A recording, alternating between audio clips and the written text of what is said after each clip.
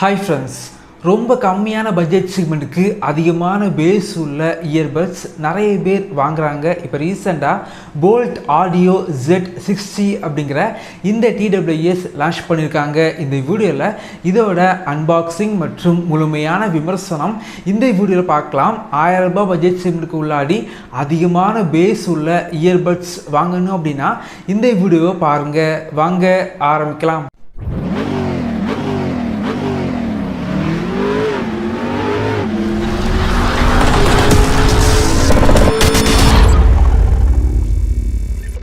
Box packaging பார்க்குறதுக்கு ரொம்பவே நல்லா இருந்துச்சு. பாக்ஸோட ஃப்ரண்டில் TWS ஃபோட்டோ வந்து போட்டிருக்காங்க, பார்க்குறதுக்கு நல்லா இருக்குது. பின்னாடி பார்த்திங்க அப்படின்னா முக்கியமான ஸ்பெசிஃபிகேஷன் எல்லாமே ஹைலைட் வந்து பண்ணியிருக்காங்க. பாக்ஸை ஓப்பன் பண்ணால் உள்ளாடி TWS Type-C charging cable, extra tips, user manual மற்றும் 1 இயர் வாரண்டி கார்டு வச்சுருக்காங்க. சார்ஜிங் கேஸ் பொறுத்த வரைக்கும் ரொம்பவே லைட் வெயிட்டாக வந்து இருக்குது.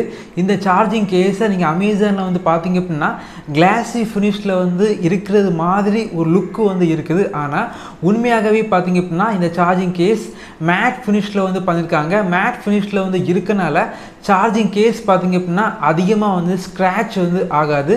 இந்த பட்ஜெட் செக்மெண்ட்டுக்கு சார்ஜிங் கேஸோட டிசைன் பார்த்திங்க அப்படின்னா ரொம்பவே நல்லா வந்து பண்ணியிருக்காங்க. சார்ஜிங் கேஸோட சென்டரில் பார்த்திங்க அப்படின்னா போல்ட் அப்படிங்கிற பிராண்டிங் வந்து இருக்குது.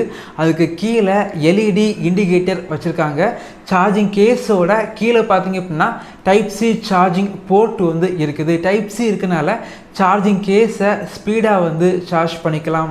இந்த இயர்பட்ஸ் பொறுத்த வரைக்கும் ரொம்பவே லைட் வெயிட்டாக வந்து இருக்குது. காதுக்கு வந்து ரொம்பவே பெர்ஃபெக்டாக வந்து ஃபிட் ஆகுது. இயர்பட்ஸோட மேலே டாப்பில் பார்த்திங்க அப்படின்னா டச் கண்ட்ரோல் ஏரியா வந்து இருக்குது. அது பக்கத்தில் பார்த்திங்க அப்படின்னா LED இண்டிகேட்டர் வச்சுருக்காங்க. டச் ரெஸ்பான்ஸ் பார்த்திங்க அப்படின்னா ரொம்பவே நல்லா இருக்குது. இந்த இயர்பட்ஸில் மொத்தமாக 4 மைக்கு வந்து யூஸ் பண்ணியிருக்காங்க. ஒரு இயர்பட்ஸில் 2 மைக்கு வந்து இருக்குது. அதே போல் இதில் பார்த்திங்க அப்படின்னா ENC இருக்கனால கால் பேசும்போது வெளியே உள்ள நாய்ஸை வந்து கொஞ்சமாக கட் பண்ணி விடுது.